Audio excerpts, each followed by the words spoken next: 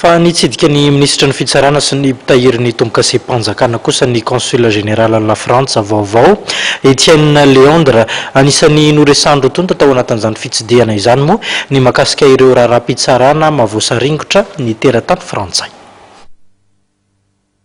Raharaha-pitsarana telo no mahakasika ny teratany frantsay araka ny tatitra nataon'ny ministra ny fitsarana ary manantena Sonoeline taoriana amin'ny fionany tamin'ny consul général la France Etienne Léandre. Anisan'izany raharaha famonoana teratany frantsay tany Nosbe ary tany Toliara.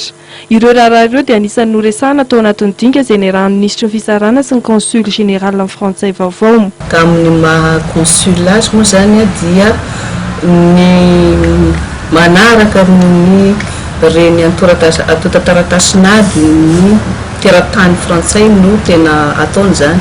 Zany hoe manome torohevitra izy zany manontany koa hoe aiza ho aiza ny fandehany izay dia zay moa zany ny ampandehany teo satria efa nisy raharaha ihany ohatran'ireny miaratsika nahafantatra reny le tany Anosbe izay nisy teratany frantsay maty dia reny zany no nanontaniany dia ohatran'izay koa ny tany Toliara koa izay nisy teratany frantsay koa maty tamin'izay fotoana izay nisy namono dia niresaka an'ireny moa zany zahay hoe mbola nangataka fanemorana zareo fa mbola nisy olona mitadiavina dia avy any amin'izareo zany nanemorana an'ilay raharaha-pitsarana ilay tany Atsirana tany Anosbe dia ny tany Toliara moa zany mbola miandry koa fa mbola misy olona avy any teratany frantsay ihany koa anisan'ny voaroiroy amin'ilay famonoana ka mbola tsy vita zany mbola tsy tonga taty zany izy ireo fa mbola toizana ny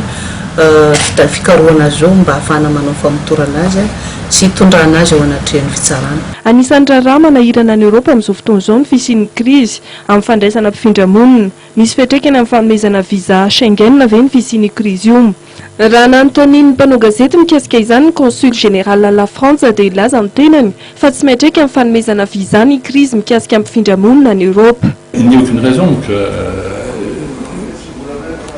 les migrants, ce sont des personnes qui viennent pour des raisons X ou Y, un asile politique, économique, familial.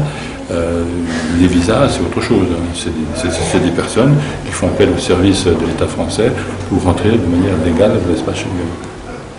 Donc c'est deux affaires tout à fait déconnectées. Il n'y a pas d'impact.